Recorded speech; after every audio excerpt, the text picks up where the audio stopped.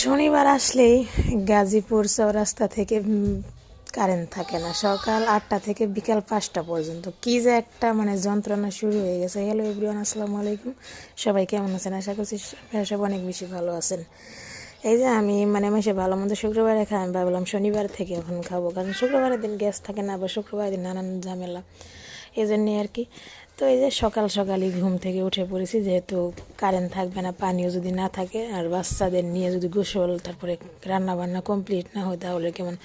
তো সকালে 7টা বাজে ঘুম থেকে উঠে আমি ফোন চার্জে বসাই, তারপরে ওই যে মাংস মশলা সব ভিজায় রাখছিলাম, আর পেঁয়াজ আলু সব কেটে নিয়েছিলাম। আয়াত ঘুমে থাকতে, আর আয়াত যদি সজাগ থাকে তখন যদি আমি এগুলো কাজ করতে ধরি, ওরে না করলেও পানি ধরবে, মরিচ ধরবে, কি যে একটা অবস্থায় আমি আছি। পরেও ঘুমে থাকতে আমি সব কাজ শেষ করছি, করার পরে ঘুমের থেকে উঠছে, সবাই মিলে খাওয়া দাওয়া করছি। আবার গতকাল মাহিমের মাহিম আসিরা দাওয়াত খাইতে গেছিলো, রাত্রে ওরা বিরিয়ানি নিয়ে আসছিলো, ওগুলাই খাওয়া হয়েছে। ভাত ছিল রাত্রের অনেকগুলো, তো সকালে ভাবছিলাম রুটি বানাবো, কিন্তু ভাতগুলো থেকে যাবে জন্য ভাত দিয়ে আর ডিম পোস্ট করছিলাম, ডাউল ছিল, ওগুলো দিয়ে খাওয়া হয়েছে সকালের খাবার।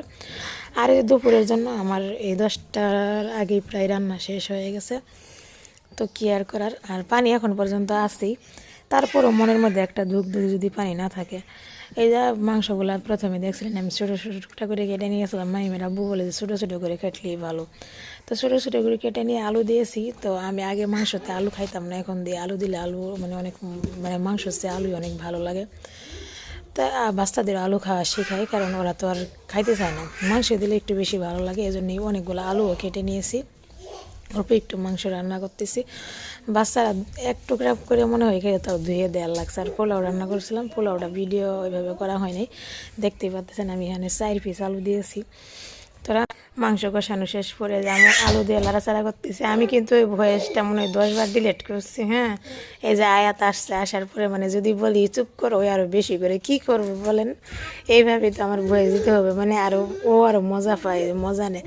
তারপরে যে কষানো শেষ, আমি এখন ওই যে ঝোল দিয়ে নিলাম, আর আলু দিয়ে মাংসের ঝোল। কি করবো, এই যে আমি একটা কথাই বারবার বলতেছি, আয়াত আমার অনেক অনেক বিরক্ত করে। এই যে এখন আবার চলে যাইতেছে, কি আর বলবো। তো রান্নাটা কেমন হয়েছে অবশ্যই জানাবেন। আমি আসলে সব আপুদের মতন এরকম সুন্দর রান্না করতে পারি না, মজার রান্না করতে পারি না। আমার রান্না আমার কাছে অনেক মজার হয়। তারপরে যে রান্না শেষ, এখানে আমি একটু দিয়ে নিলাম গরম মশলার গুঁড়া। এই গুঁড়া আমার দেয়াই লাগবে, এটা আমি সবসময় ভেজে তারপরে ব্লেন্ডার করে বয়মের ভিতরে ভরে রাখি, যখন যখন রান্না করি তখন এই মশলাটা দিলে কিন্তু মাংসের স্বাদটা অন্য রকমের অনেকটাই বেড়ে যায়।